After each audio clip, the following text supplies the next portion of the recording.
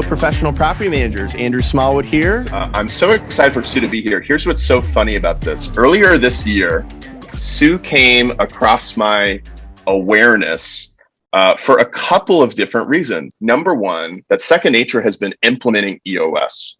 And I had heard that Sue is like just this legendary EOS implementer. She's one of just the most sought after, consultants in the country. And that good friends of mine, like John Berghoff, who many of you know, the founder of XCHANGE, had hired Sue. They partnered with Sue to implement EOS in their organization. The Front Row Foundation, which is a charity that many of you are familiar with and fond of, has also worked with Sue and leveraged her expertise. And then I see that Sue is keynoting the event like for EOS implementers in Houston, Texas. There were like thousands of people registered for this conference, and she's the freaking keynote, like the closing keynote. It's amazing. So all that to say, all of this was happening. I'm like, man, I got to reach out to Sue and connect with Sue. And then Brad Larson brings her. I see this like Facebook Live. I'm like, there she is again. And it turns out she's keynoting at PMMCon.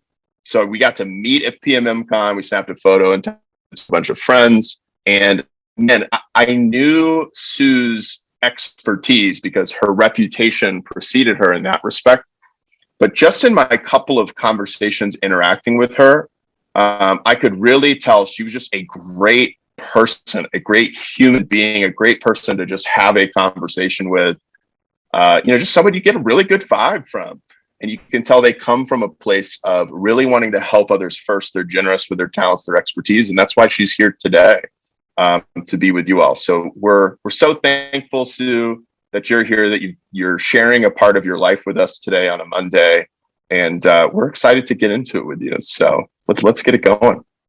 Well, thanks. And thanks for having me here. I'm thrilled to be here. And you are my first and only person I've met from XCHANGE in person. So that's cool. That's the kind of year it's been. That's right. Year and a half at this point. So, Sue, I don't want to leave anybody behind here. We got an email back. We got one email back that was the most hilarious email to a registration email I've ever gotten. And it said, hey, maybe I would have registered if I didn't see all these freaking acronyms. PMLX, there's EOS, there's NARPM, anyway, we're going to leave most of the acronyms aside, but EOS, and for somebody who's not familiar with it, can you give us a little bit of a high level here so they can follow along in the conversation and know what we're talking about as we get into the details, with everybody else who is familiar? Yep. EOS is the Entrepreneurial Operating System, and it's literally an operating system to help you run a better business so you can get more of what you want from your business. So it's supposed to simplify it, which I believe it does. And if you think about like iOS in your Apple products or Intel inside Microsoft, in the same way you don't give them a second thought, but they make everything you put in them more effective. That's how EOS works in your business. You have to learn the lingo. So thank you. Sorry for acronyms. There are a lot. But it does simplify your world in time.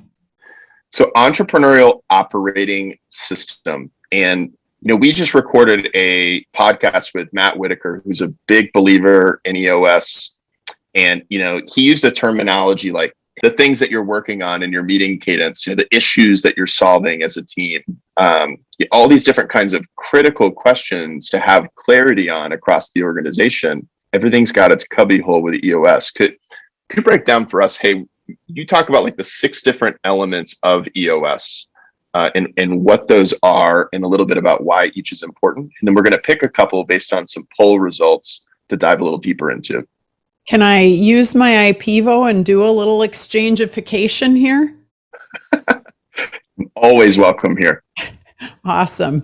All right. So EOS, the Entrepreneurial Operating System, is really comprised of 6 key components. So if you took a big circle and you put your business in the middle, everything's designed around that, right? And so these 6 key components are the vision component. And the vision component at a high level is just where you're going and how you're going to get there, and getting your entire team on the same page with that. And if you have 2 people, that's 2 of 2. If you have 200, it's 200 of 200. The people component is the second one. And this is your time hog. This is where we all get frustrated because people talk and think. And I like to say, business is easy, people are complicated. And so how do you get your definition of what great means to align to that vision? So that's the second key component.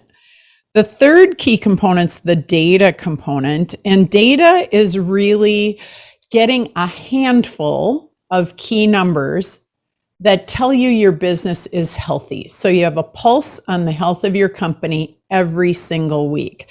And when these 3 key components are crystal clear, it produces an open, honest, transparent organization that flushes up every obstacle, barrier, and impurity. We call those issues. Issues are not always negative. They can also be ideas and opportunities. So I like to say to people, it's just an issue. We use that phrase a lot because we get so emotionally wrapped about it. But your success depends on how effective you are at solving issues before they become problems the first time they come up. And that's epidemically a problem in most small businesses. The 5th key component's the process component. This one overarchingly is the easiest one to understand, and it's the one most entrepreneurs will avoid like the plague, because we want to get things documented so that you are systemized, not bureaucratized. So it's a handful, again, of core processes for your business model so that we can create consistency, flexibility, fun, and peace, and gain you the rewards that you're seeking, including sale, if that's what you're looking for. And then the last key component is the traction component. And this is all about the discipline, focus, and accountability to execute on your vision all the way throughout your organization, ensuring that everyone is doing their part to get that vision landed in the organization. And that's the 6 key components. That's what the model itself looks like. And it's customized to everyone's business. And for each of these, just so you understand from an overview perspective, each of these has 2 tools, or what I would call disciplines. So there's 12 tools in the toolkit to give you that basic starter set. There's 20 total. So it's not a complex thing. It's simple, but as we were, talking prior, Andrew, it's not second nature yet. Simple, but not second nature yet. I like that. Well done, Sue. Well done. Got to kiss up. Thank you for laying that out. So we've got these 6 elements, and we shared these, Sue, in a poll beforehand. We also had some people just directly give us feedback on, what areas might we focus on in our conversation today. And there's a couple questions I'd love to pluck out and prompt you on your expertise to go deeper on. And again, if you're here with us today, we'd love for you to put in the chat what kinds of questions you would love to get clarity on, in depth on. So I'm just going to keep encouraging you throughout the event to do that and to participate in that way. Here's where we'd like to start, Sue. One of the big questions was people. And you mentioned, hey, that's where so much of people's time goes. And we've got a lot of people on this call that are either the broker or owner of their property management business, or they're a department leader. They're responsible for an entire function of the business. And even for people who don't have a lot of people reporting to them, they do have to work cross-functionally, across the way with other people. And so, one of the questions I would ask is, what do you feel like is one of the keys to really holding people accountable in a business? Where do you feel like people get stuck with that and figuring out how to work with others in a way where they feel a strong sense of accountability? So it's a great question, and it's why a lot of people start EOS. So it's a great starting point, Andrew. Thank you. I would tell you it's all in the system. The system is a set of tools. And so, number one, accountability is a result. It's not something you can hold people to. So I always say, even that phrase that we're all so familiar with is misleading, because great leadership and great management results in accountability. So when you think accountability, the first place we start is with the leadership team, and we say, look in the mirror. How are you doing in having clear expectations? Number one. Are you on exactly the same page with your people? In other words, what you think is supposed to happen is exactly what they think is supposed to happen, or is it close or sort of? Because every degree of variability is going to affect how effective you are. The next thing is, are you measuring the right things? So the data component comes in here, because accountability to what we do is very black and white. It's numbers, it's expectations, it's are we on track with the right activities that have the business thrive? And we always put our focus on what's best for the business. And then there's another kind of accountability, which actually is most neglected by leaders. And I would tell you it's absolutely the thing that gets in the way. And that is behavioral accountability, meaning we aren't maintaining the rules of agreement for a healthy culture, which is your core values operating day in, day out through every single human being. And as leaders, that's where we fail far more often than in the, you didn't get your rocks done, which are 90-day priorities. You didn't hit your numbers this week. That's easy. That's table stakes to be a leader. But really, where leadership comes in is, hey, you know how that conversation just went between you and another employee, or between you and a client, or with me, or with someone else on the team? That doesn't align with how we agreed to behave. And those conversations are the ones most of us are a little wimpy about. And so strengthening how we enter the danger in Patrick Lencioni language, but really have some of those more emotional intelligence-based, crucial conversations kind of things, radical candor, all of these kinds of conversations are what we push people toward. When we can get the team healthy, accountability suddenly shows up. And some people will leave you. I will tell you, if you're doing EOS well, 10 to 40% of the people employed will either readjust, realign themselves, or exit. So let that scare you on the front end just a little. I think some people just imagined, if 30% of my team left today, that would that really feel healthy in the moment? But having the courage to have these conversations with people that really get the business aligned and all the people aligned, rowing in the same direction. You see it so much in small businesses, but big businesses as well, is that, just a lack of focus and a lack of alignment of everybody rowing different directions it's the death knell of so many businesses that have such great potential. So I love what you shared there, Sue, of clear expectations and measuring the right things. And you talked about accountability. One of the big things that people get locked into is rocks with EOS. And, have some questions for you of, how can you tell, like there's questions of, all right, is the rock like, hey, it's my day-to-day and just the most important thing? Is it the most important thing that I'm doing to work on the business, to make the business better on top of the regular things that I'm doing? How do you define rocks and knowing that you're picking the right rocks to focus on? So great question again, Andrew. I love when people who do EOS are asking the questions, because you know where the pitfalls are. And so rocks, again, for those of you who may or may not be familiar with Stephen Covey's work, he's the person who popularized this. Vern Harnish is the originator of this theory. But there's a whole lot of psychological research that says, a 90-day priority is about all we can handle mentally.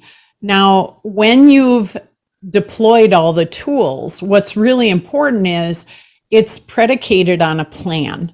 And so rocks are, the answer is yes to all of what you asked, because you look at and do a long-term plan, which is what we call a 10-year target, which means it can be 5 years or more out. Then you do a 3-year picture, and then you do a 1-year plan. Until you've done that work, and we do it backwards, you cannot set rocks because you're setting them in a void. You're just saying, here's some important stuff.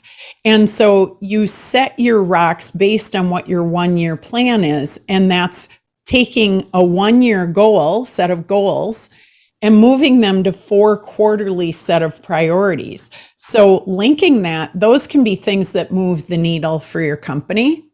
It typically is not your day in, day out routine stuff. However, I always say if it's a priority, like if you were in an IT position and it was rolling out a new system, whether that's an ERP or a CRM or something, more acronyms, but your database was changing, whatever it might be. If you were doing that and it was being implemented, that can be part of your job and a priority, but it's a game changer for the business. And so what I like to tell people is they're overarching priorities that are going to be a time hog for you, things that you have to dedicate time, focused attention to ensure it gets done, because the business is depending on it. Your team is depending on it. You are depending on it. And so it also could be professional development. Maybe I have skills I need to attain. That can be a rock because it's making me better. And theoretically, if I get better, the business does better. But it also can be if we are hitting a revenue slump. I just got off the phone with a client in roofing. And I have one roofing client in Denver who's doing poorly because they're storm chasers and there's been no storms for 2 years. And a business predicated on weather is not ideal. Hello to friends in Seattle. The other side of it is I have a roofer in Michigan, the one I just talked to. They're up about 14% to date, and they're up about 50% from last year, and that was their best year yet. So, that's where we have to look up and say, oh, the company in Denver has to be saying, my rocks look radically different, even though we're in the same business, because our priorities are different. And there's revenue generating that we have to look at, including reevaluating the business model. That makes sense? So great. It does. No, that's really great. And there's actually a follow-up question I want to go ahead and take now because we're talking about rocks. It's from Scott Abernathy. You might see it in the chat, Sue. But the question is, I'm reading it here. I would summarize as, when there's multiple people on the team, like a good thing to cover would be how many rocks should one person have at any one time? And what's the process for developing and defining those? Who decides ultimately, what the rock is and who owns it? Great question. Thank you, Scott. Thank you, Andrew. So ideally, your leadership team, and please hear this, over time and with practice, the ultimate end game, I'm going to give you that, and then I'm going to back up the bus. So ideally, you've set this elaborate plan. It's very specific, and the leadership team sets the company rocks, because we have 2 kinds of rocks. We have company rocks and we have individual rocks. Those are the names. So company rocks go directly to that 1-year plan. Individual rocks are different because they may pertain to one team and one team only. Think of the cross functionality as more the company rock. The individuals might be more germane to one group within your company or one team or one person. Totally okay. We call all of that individual. All of them should improve or lend, probably 80% of them go straight to the 1-year plan when you're a mature EOS company. When you first start out, it's different because the leadership team sets these big rocks that many people contribute to. So the company rocks are things that might take 10 people's input or 3 people's input. Those then cascade to that next level of management or teammate that would then contribute to those rocks. I will tell you in the beginning, no one does this well, leader or otherwise. But once the leadership team gets good at them, and not until do they start having other people have rocks and they start coaching and helping them do it. Because it takes about, and I don't know what your experience was, Andrew, it usually takes people between 6 months and a year, 3 sets-ish, 3 times of setting these before they write them really well. And you shouldn't teach others to do what you're not doing great yet. It's kind of the blind leading the blind scenario. And so what I like to say is, be very conscious, but in the beginning, Scott, you will set them with your people. I always say do it with them, but you come in with your ideas. But I always say make them think. Say, what do you think would lend to this, so that there's a conversation, not a dictation, not you will do this rock. Do you guide it more in the beginning than less? Yeah, you do. Typically, you have to help people start to do this, because often the reason we're doing EOS in the first place is we aren't building effective managers and leaders who can come in and take our position. So that's part of what's baked into this. The numbers and the way that works, Andrew, is the leadership team can have up to 7 rocks, never more. 3 to 7 is what we say. I will tell you, my teams who have 3 do better than the teams who have 7. But when you have rocks, think of them as your future work. So rocks of today ensure the future health of the company. The things you're doing today were rocks yesterday. And so that's how we take a bite of the future elephant while we still have a job to do today, and we don't get overcommitted. For anyone not on the leadership team, 1 to 3 rocks, and that is it. 1 is plenty, because typically the people who are not on the leadership team are making the business happen. So you don't want to flood them with a ton of rocks. It's the single biggest less is more. Make. Yes. That's great. And as a follow-up to this, Sue, let's say someone's presenting a rock, and they've been thinking through it, or you're the manager, you're helping them think through it.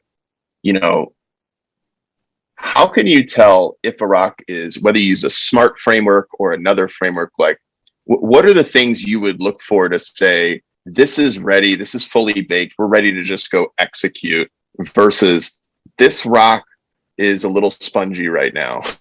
And we need to toughen this one up and think a little more through it. Yeah. Otherwise, we're going to get caught in the middle of this quarter and find ourselves not having anticipated all the things that would go into, like, what do you look for? What are the signals as a leader you'd be looking for there? So we absolutely use the SMART framework. So I would tell you specific, measurable, attainable, realistic, and time bound. So timely is always by the time of your next quarterly, because EOS is a 90-day system. So it's by the next time we're going to work on the business. The second thing I would say is you do this in a team framework always. You never set rocks alone, because everybody walking away, as soon as you write it, everybody co-signs the deal. So even though they're your rocks and you're accountable for them, when I co-sign the deal, that's my teammate. So no different than in any sport. If you lose, I lose. It's a team game. So we have to be able to say, hey, I understand exactly, Andrew, what you will be delivering. And in fact, I could tell you what outcome we're seeking and exactly what done looks like. And those are the exact questions I ask team. What does done look like? What outcome are you seeking? How would we know this happened? And when people can say that in concrete terms, and you as someone who doesn't do what they do all day can say, I understand, then you document it. And for us as certified and professional implementers, we developed a tool called a rock planner that makes you anchor it really concretely and actually map it out on a calendar and have a project map to it. Because really, truly, most people, the biggest obstacle, which, thank you for asking the question, is we're not very specific. And so when we get done, it's like, well, it's kind of done. I mean, I did improve that, and it was sort of what we were. And if you're talking like that, you didn't get the work done. So your feedback to one another is, how do we make it more specific and measurable next time? You should be able to say, I know exactly what done looks like, even when it's not your job. That's so great. It reminds me of our experience here at Second Nature. I'll share some of our experience if it's helpful for people. Of, so many times I've seen a rock and thought, I'll pick on myself. Like as I look at it, I'm like, man, that's really like a roll and not a rock. It's like, man, I'm gonna keep doing that into the next quarter and the next quarter. I need to get specific about what's actually going to be achieved before the quarter is over, so that we would know, to put in your words, that we know it's done. How do we know when it's done? A way that we all could see and all could agree. And we're back where we started, rocks. And these are the most important things to be accountable to. Sue, is it important to get 100% of the rocks done? When you talk about, hey, I see some companies that do better with 3 as opposed to 7. What does your experience tell you, having worked with dozens and dozens and dozens of companies, of, man, once you accomplish the rock, then you have the right to work on another one and add another one in? Is it, nope, you're working on 3 things simultaneously, but in this priority? I mean, how do you help your clients organize their thinking around that? So the goal is 80% or better, which factors in, you can't control everything. You can't control other people. You can't control, Lord knows, last year there was a lot of shifting, right? And a pandemic is one of those extreme things. And we put more focus on redoing processes to make the adjustments necessary than anything. But barring a pandemic, you never add rocks mid-quarter. And when I say never, the exception to that rule is if some opportunity comes up mid-quarter and you're like, we have to do this, it's going to debilitate our company if we don't, or it's too great an opportunity. What you do is take a series of to-dos, which are one and done action items, until you get to your next quarterly, so that you can really think through. And one of the to-dos might be, I'm going to do a rough draft framework for what all the things we need to do to take this on, because it's usually an intervening kind of thing, which was a lot of what the pandemic was. Is I said, you need your leadership team, you got to get in a war room, you got to get a whiteboard, you got to do some things.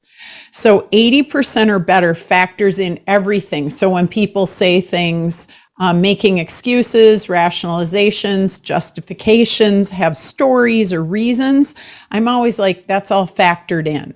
We aren't expecting perfection. You're never going to hit that. But at 80% or better, with all of us striving for 100%, over time, you should get better at doing that. Now, what didn't I ask in your answer in your question? Because you garbled just a little bit. Oh, I was either garbling or who knows what I was doing when trying to find a chat or swipe through here. But I think that's a great answer, Sue, to how you think through it, and ultimately how you develop. We'll be looking for more questions from the audience in the chat here. But I want to actually, there are a couple things in the chat. Let's answer that one. Great. How does this work? This is a great one from Claire. Can you just read it out loud, Sue, and then answer it? Absolutely. How does this work for a sole proprietor and you are the leadership and you are the team and already busy? So what I would tell you is you don't need someone like me, but the benefit of having what I call an accountability partner is how you leverage that. So when you are this system can work, but it's so much work without additional help. So you might outsource things, you might automate things, You might let go of certain things. I always say the first thing you should do as a sole proprietor is get an accountability partner who you could meet with on a quarterly basis, who can ask things, because sometimes the best questions are the most naive and outside of your business. As your business grows and you add people, this starts to become more applicable, but you can apply rocks on your own. You just need that outside accountability, which is how I justify my existence, quite frankly, because leadership teams aren't always willing to bust each other, be accountable to one another, raise the intensity. In fact, that's some of the dynamic we start to level out, because there are usually one or two strong personalities. They are the founders or the founder, and everyone's intimidated by them. So they don't often get a true leadership team. They get a leader with helpers. You just need help. So to me, it's look at doing the Delegate and Elevate tool, which is free and available to you online. Get that sorted out. And all you're doing is categorizing all the things you do on a daily basis into 4 categories. One is things you love and are great at, things you like and are good at, things that you don't like but happen to be good at. That one stinks. And then things you don't like and are not good at. And the very best thing you can do is look at anything below that horizontal line and say, who, how, what could I do to reduce these lists? Because it's the stuff you procrastinate. It's the stuff that causes pain for you. It's the stuff that slows you down, and it's not your highest and best use. Those upper 2 quadrants are.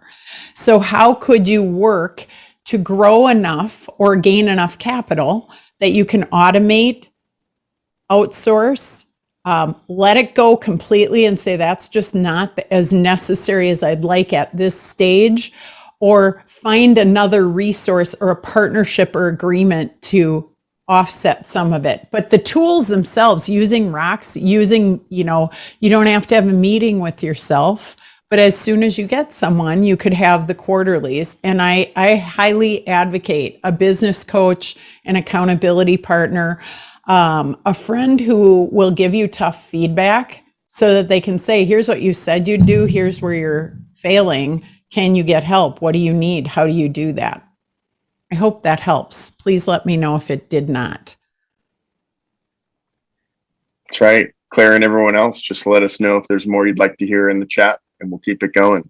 I want to ask a follow-up question here, Sue, on this topic, which is whether somebody works, solo in property management, they're almost like a freelance property manager. Oftentimes we find they have a network of contractors. They're still interacting with people all the time. And these things you're teaching about how to communicate and setting accountability of clear expectations, measuring things, getting on the same page, can still be critical in a network like that. And the topic of delegation is one you were talking about, and outsourcing. What are a couple things, like what are common pitfalls that you see, with delegating and or with outsourcing, where it causes people, preventable pain? And, how do you think of as a best practice of, really moving through a delegation process so that people can let go of certain things and not let go of their business or not let go of the results that they're committed to achieving? So you gave the answer in the question, which I love, Andrew. Having clear touch points on exactly what's expected. And when you delegate to someone, it's much more important what they hear than what you say. So number one, write it down. If you're someone who writes in paragraphs and you're talking to someone who writes in bullet points and listens in bullet points, know that you're mismatched right off the bat. So how do you summarize and synthesize it in a way that you can say, here's exactly what I expect in this period of time by this day? Most of us stink at this. I will tell you, it's a vast majority of human beings don't feel bad if you are not a great delegator. The second thing you have to do is make sure this person has complementary skills to you, which I will tell you puts you at opposition communication wise almost 100% of the time. So for me, I'm a high level simplifying kind of person. The people around me are detail oriented, complicating, multiplying kind of people. So when I come and give them information, they typically have 35 questions, which for my patience level is difficult. I don't want to sit and talk through all of that. If I had those answers, I would have done it already. But what I have to let go of is the more I can give them, and if I don't have it, I can say that, the better they will do and the happier I will be long term. And so delegation is that art of being crystal clear, having measurable outcomes. And then that dastardly thing you asked about earlier, am I willing to go toe to toe with someone? Not that you have to be, I always say we're hard on issues and soft on people. Can I go toe to toe and say, this is not what we agreed to, which you guys have to do all day, every day with tenants, right? Your job is filled with this. It's the exact same thing, but getting so specific and using that SMART methodology is a really good place to start to say, will I be happy when they come back with that? And if so, then it's specific terms of agreement. And the other mistake I see people make is, I'm a hands-off manager. I don't know about you guys. I have plenty of balls to juggle. So my thing is my door is always open, which is terrible management skills because they don't know what they don't know. And I don't know what they don't know. So it's only a predictable bombshell that would cause us to talk. So I shouldn't be surprised.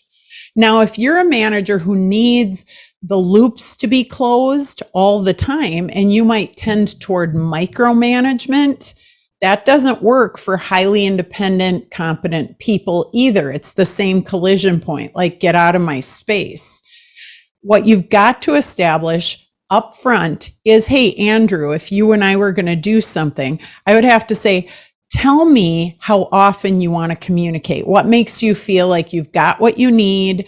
You can ask the questions that are coming up currently and that you're on track or off track, and we would be in a good cadence. And you might say, in this 90-day period or this 2-day period, I only need to talk to you once. And I might be like, oh my God, I need to talk to him 5 times. So we have to negotiate up front so that I can just say, I really respect that. I think I'd like a little more conversation. Would it make you crazy if we did it 3 times? And then the onus is on me, the one who wants more information, to come in. Here are the questions I have. And I might need to send that to you ahead of time, whatever those are. But the more you set up the terms of agreement for what works, the more collisions you avoid. And this is a much longer topic, but that's at a high level where I see people crisscrossing paths and making assumptions that are not bad if they are talking to themselves. You tend to do it the way you like it, and that isn't the rest of the world. Yeah, that's great. Hey, if you guys are enjoying so far, we just got to see it in the chat. If you're appreciating what Sue's been sharing with you so far, if you haven't thought of a question yet, that's okay. Yeah, okay, great. Just what I thought. Here they come rolling in. We'd love to see some appreciation for what you're learning so far. Tell us that too. we can end early if we need to. It's no problem. But I do have a question that actually came in privately here, Sue, and you mentioned something in that last segment there of hard on issues, soft on people. Yep. And this word issues, you mentioned, they're not always negative, but it's the kinds of things that we're having conversation about on a weekly basis as a part of a level 10 meeting. So what I'd love for you to talk about a little bit is, how do you see great companies unlock the greatness in their companies by, determining what are the issues we need to be talking about? And moving through that on a weekly basis. What's the process for that you would recommend? Lots of practice. and courage. Really, truly, the biggest thing that most of us fear is someone not liking us, right? Like we get in and I go, oh, Andrew's done so many things for me and he's such a good guy and I can't bust him on this thing. So I let a few things slide. But when I like to think about leadership, every opportunity you engage with someone is you are teaching them how to treat you.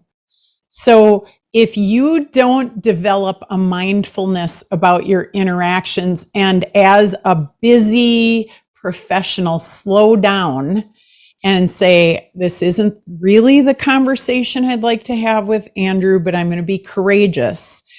And if you're a more soft-spoken person, you may have to say things up front like, Andrew, I'm really nervous about talking to you about this.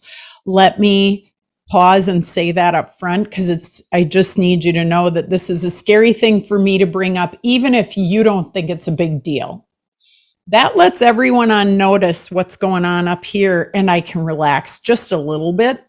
And then I say the thing and I tell people the biggest mistake we make when delivering critical feedback, when talking about hard things, when things aren't working well, is we use way too many words. This is the game changer to me, is teams get great at this when I say to them, and I say this all the time, you can ask my clients, you only have one sentence. Tell me what the issue is. Don't explain it. I don't want any examples. Don't give me a story. Tell me one sentence what's pissing you off, what's tough, what's difficult, what you wish was different, what's not working. One sentence. And there's a long pause because we want to persuade people and we want to dance around it. And I want to say, oh, Andrew, I don't want you pissed off at me. Instead of just going, Andrew, the way you did X made 14 things go wrong in my world and we have to fix it. Now, when you hear that, you can go, oh, I can change my behavior. And the reason I say be hard on issues and soft on people is if I don't make it personal, like you're a bad human that did that, or I don't infer that. Now, I'm not saying people can't still go there, so please don't bring that up. But if I say these actions need to change, our process sucks, that's where people can go, oh, it's just a process. Maybe we need to detach a little bit from the way we've always done things. But you have to hit the nerve. It has to be painful. It has to be direct. It has to be simple, or we lose what you're asking for. And I can give you 1,000 examples in the feedback domain specifically, because when you're uncomfortable, you tend to try and explain things away, and then you pack this little constructive thing in the middle, and you make people work too hard. Where I like to say, if you can just spit it out, people go, oh, and they have their feelings about it, but they know what they're dealing with. We are terrible at this. Most people did not have great examples in their parents, in their families of origin, at school, in the world at large. So we have to get better, and practicing in the room at a level 10 every week is your opportunity. And it is practice, and there's no shortcut that will get you there. But it's hard. It's hard stuff. You got to go to the tough stuff. So a question I'll ask about issues that's a specific example and what kind of coaching you would provide. Not saying this has ever happened or that I have any personal experience with this, Sue. But let's just say hypothetically, notice in an L10 meeting that the same issue comes up. It keeps reoccurring in one version or one definition or another. And you've noticed this, and what would you recommend to somebody in that kind of position, or that they're noticing that? So I'll give you 2 gems that 10 years experience doing EOS has given me. 80%, and take this to the bank, 80% of your issues are either people or process. One of those you can control. It's not people. So with EOS, I always say my job as an implementer is to make you as flawless at 5 of 6 of those key components, so that really, if we aren't fixing things from those 5 lenses before we ever come to people, we're doing it wrong. But then by the time we get to people, it's either a wrong person or it's a training issue. It simplifies. That's why I say this simplifies, and it sounds oversimplified when I say it this way, but many management and leadership gurus have told us about fix the process, fix the process.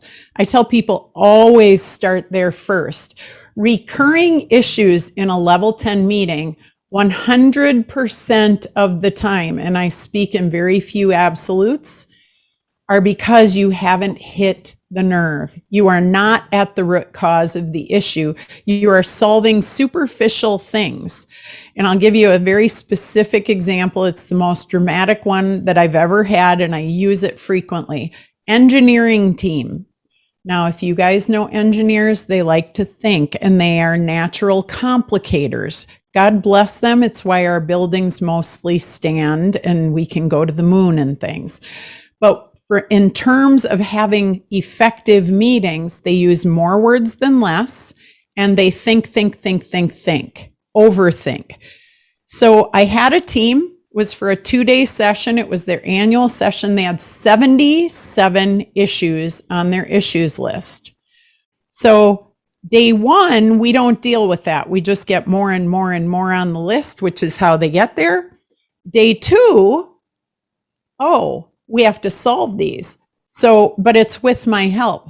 So I'm marinating on the issues in the morning. I don't know what semiconductors do. I'm like the last person in the room to be speaking, but I can ask really dumb questions.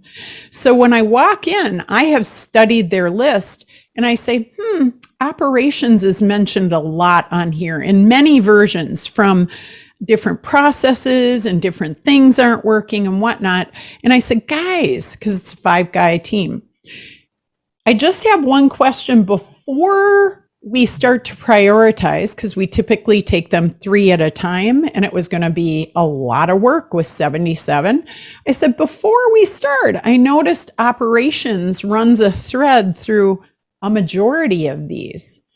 And they took a deep breath, and there was a horrible pause, one of those ones you don't like.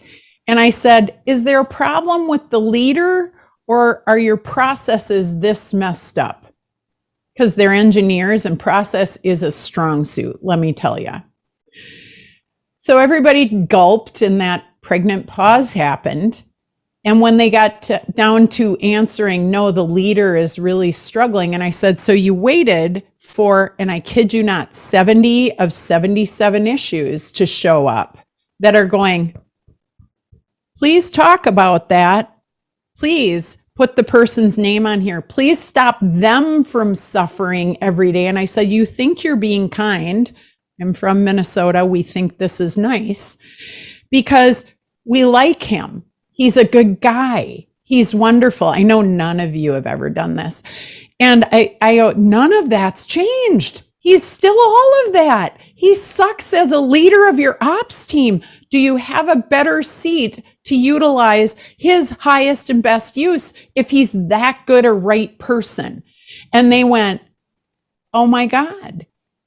But it will feel like a demotion. So you have to unpack all of that. And I kid you not, we were done 2 hours early because 70 issues went away, because then it became, we need a new person in that seat. And this person's still going to be with us. Who knew? And his ego, yeah, it's going to get bruised, but we got to have the real conversation. I said, it's going to be relief. What you have to get is no one comes to work every day to suffer, including you.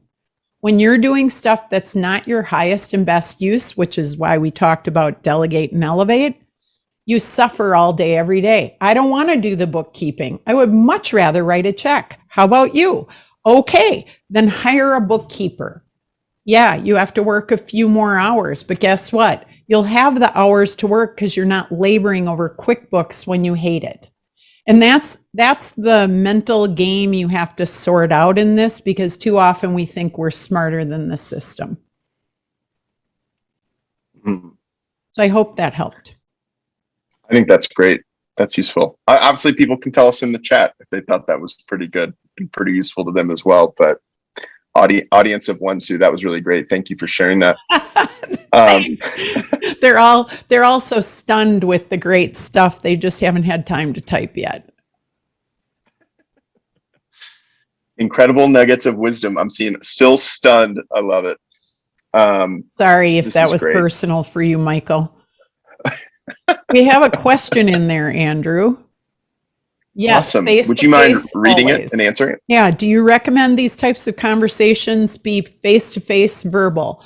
You're not going to like this. These are my stingy answers because you're asking some really good questions. So first one is yes. That's the short answer. What I would tell you is in level 10 and everything EOS, we are all about transparency. You know why? That's where the goodness is. When everyone knows, they can help. But if they don't know, they can't help. And too often we think, our revenue is private and this is private and that's private. Totally fine. You get to do it your way. I encourage it because the companies that I work with do better if it's transparent. Now, the part that's stingy, what I will tell you is if something happens in public or in an L10 or in a group with 2 people or more, you heal it in public. So counter to really good etiquette and advice that many people have been taught in communication, which is always do criticism in private, I think that's bullshit. What I would tell you is if it happens in public, you have to heal it in public because, and I just put people in this scenario, if you have ever witnessed what I call an altercation, 2 people not getting along, and you were a sidecar, you were watching, you were a spectator, it had an impact on you. And even if those 2 people go have lunch or a beer or coffee and they settle it and they come back and they go, it's all good. Don't worry. Andrew and I aren't angry at each other anymore. Some better, higher, smarter part of you goes, really? I didn't see it happen. And then the very first sign of something being kind of funky, uncomfortable, not the way I'd like it, I am right down a path and it starts to have me build a narrative about Andrew and about Sue because I saw something happen. And it's one of the most dysfunctional things we do in our society, which is, oh, let's just take that offline and you and I do it. And I'm like, no, spare no one on this. You didn't care when you were being an ass. So why would you care when you're apologizing other than you have to eat humble pie? So I always tell people I'm very happy to apologize in public. I have done so many times because sometimes I'm that person. You know why? Because I'm breathing. If you are breathing, the likelihood of screwing up is quite high because another human being is going to intersect about every 10 minutes.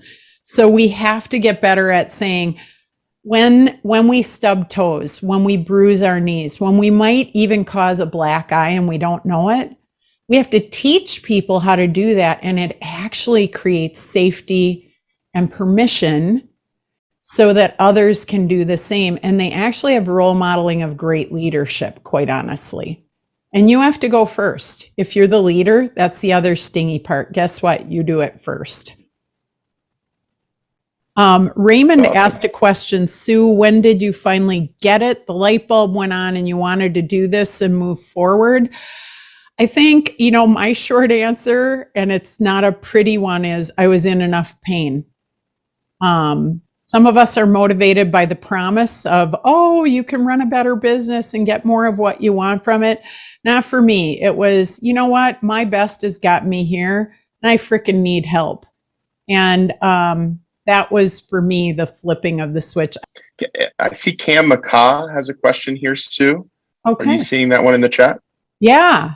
Is there a good practical starting spot for getting a small team, 4 people plus a virtual assistant, aligned on processes if we cannot wait for the months to do the vision and core value work properly?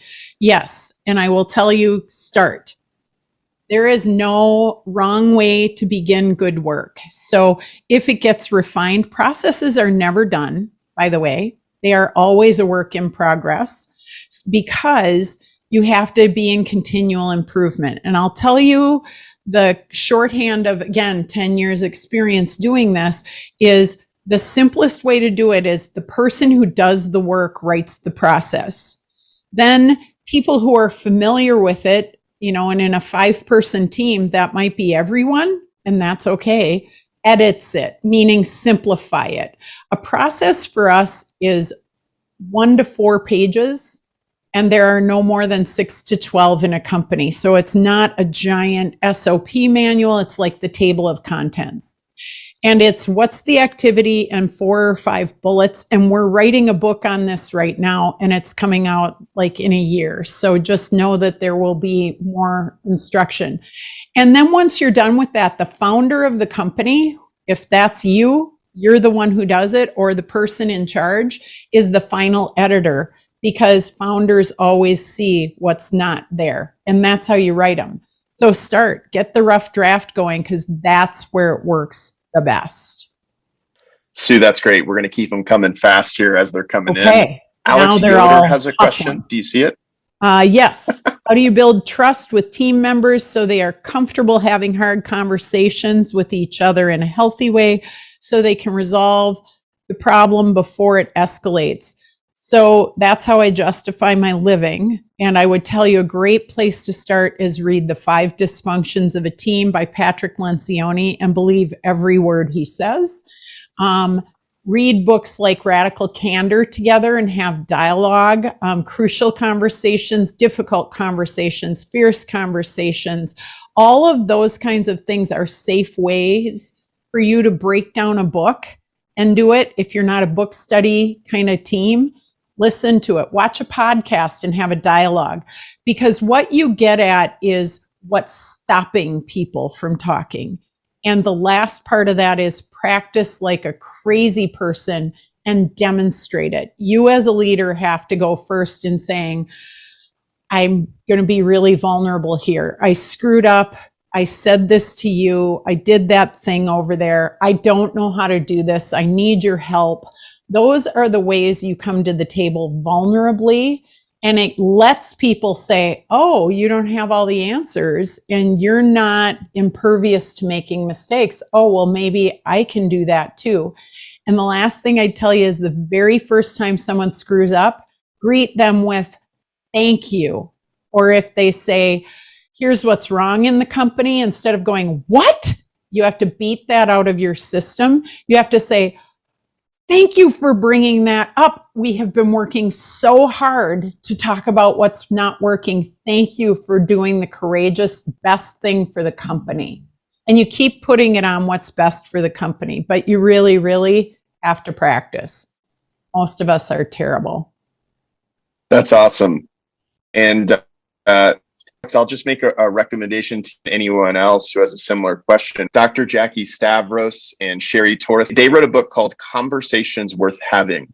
And something they teach in these kind of scenarios is you name it, right? So you have that courage to identify what's going on. You flip it and frame it, and you talk about what is the positive opposite of what's going on and how do we constructively create it. If all someone is doing is reporting a problem, then hey, thank you so much for bringing that to our attention. I love, Sue, how you talked about that and tied it to the purpose that people share, which is to make this business better together, and then find a way towards a constructive conversation and frame of working through it.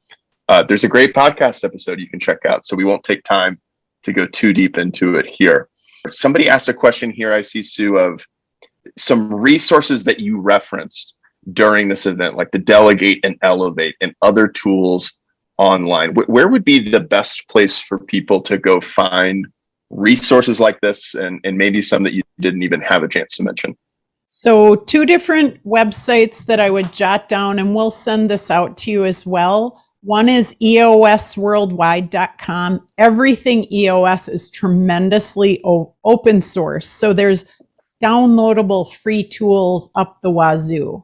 Very abundance minded, very aligned with you, Andrew, with Front Row Dads, with Exchange. Like, they give it away because the more businesses that work better, the more healthy families and people we have, et cetera, et cetera. So that's one place.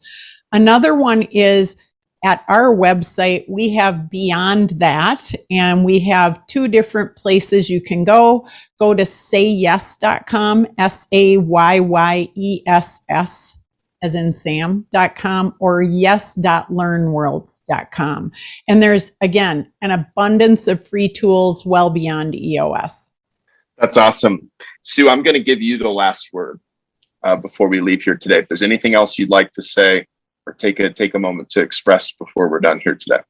I just want to say thank you for having me. First of all, this works because people like you care enough to help others. And there's a great quote that I love, that in Chinese, the word business means help each other make a meaningful living. And for me, that's what guides business. So I just want to leave you guys with that. I believe EOS helps that. And whether you ever do it or don't do it, if there were things that were useful, spread the word and, help yourselves to everything that can make you better. Thanks for having me. Sue Hawks, everybody. That's a wrap for today. Sue, thank you so much again. Deep, deep gratitude. Much appreciated. Absolutely. Thank you, guys. That's all for this episode of The Triple Win. Thanks go out to Carol Housel and Jeff Tucker for everything they do to put these episodes together. And we want to remind everyone that you can find more resources, upcoming events, a link to our private Facebook group where the conversation continues in between these episodes with other professional property managers. All of that you can find at rbp.secondnature.com. Again, that's rbp.secondnature.com. And until next time, keep transforming what it means to be in professional property management by finding and applying your next triple win. We want it to be true that every time we see you, we see a better version of you and your business. With that, cheers.